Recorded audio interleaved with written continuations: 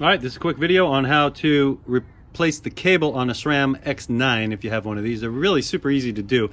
Down on the bottom, you either want to undo this, which is holding it onto the derailleur, or if it's broken and it's frayed, you probably want to just cut it so that you're not bringing all those broken, twisted strands through all of your delicate piping.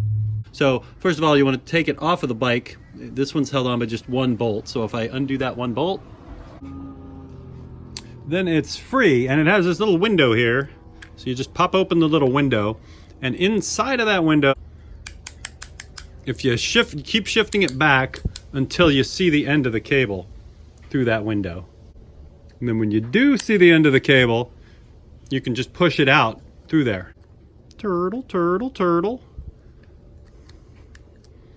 Then it's there, you grab a hold of it, and you pull it out. So that's real simple. A lot of people might be inclined to try and take all these bolts off, and you do that, all the springs and stuff pop out. So it's just that simple. The little looky door, put it into that gear until you can see the turtle head poking out, and then just pull it out, and then thread a new one in there, run it through all your cables, and then torque it down to whatever you've got at the bottom, and test it out.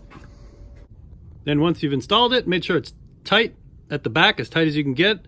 You can use this barrel adjuster to screw it in and out to get the perfect tension, just testing the shifting and adjusting it to make it tighter or looser. And that's it. And then go outside and take a ride in the mountains.